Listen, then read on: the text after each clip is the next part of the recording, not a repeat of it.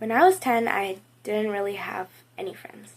In the 4th grade, I transferred to a completely new school, new faces, new environment, and I knew absolutely no one. So I spent my time in the library, every recess, every lunch, searching the shelves for something good. One day I noticed a book on display. It said for fans for Harry Potter. I liked Harry Potter, so I decided why not to give it a try. The book on display was the one and only Percy Jackson. Once I read it, I didn't look back. Over the years, I've grown and changed, but something that's always been constant since that day is my love for this book and this series. I've read every single one of these books, from front to back, cover to cover. And I feel like I've grown up right alongside these characters. From book 1, The Lightning Thief, which introduces us to 11-year-old Percy, along with his friends Grover and Annabeth.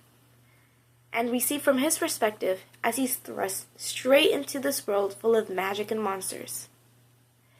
And it's a beautiful coming-of-age story.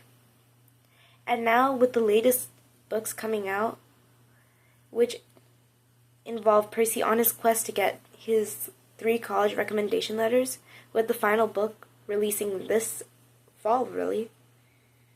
It's releasing right up with my senior year. Me and Percy, will be experiencing our final year of high school this year. And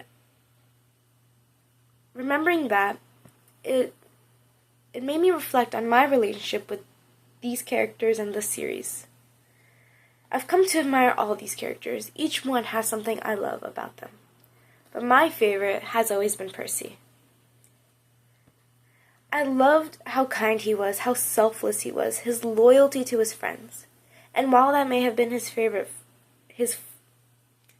biggest flaw, his fatal flaw, to me, I felt like that was his biggest strength. He would sacrifice the world to save his friends. He always took on the responsibility so that he could protect them. As in the Titan's Curse, when Talia decides to join the hunt, Percy decides to accept the responsibility of being the child of the prophecy. Even though he could have easily passed it along. He may have not been as smart as Annabeth, or as determined and hopeful as Grover, as he was in his quest for Pan, or as troubled and burdened as Nico, or as experienced as Talia. And while he did become a leader in his own right, it was after years, and he couldn't have done it on his own. He needed the strength of his friends and his family, and also his own self-advocacy.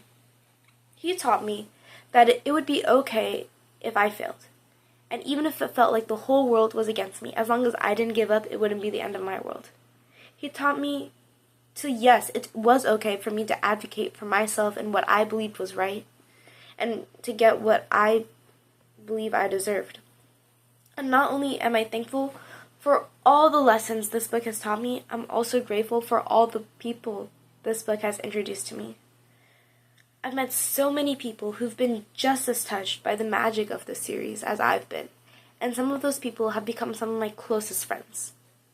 I wouldn't be the person I am today without these books.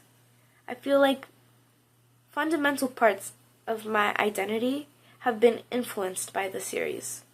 From my sense of humor, to my taste in music, and to what values I value in other people. If I had to do it all over again, and I forgot every single night, and all my memories were erased, I know that I would always come back to Percy Jackson, and I will always reread it again, and I wouldn't have it any other way.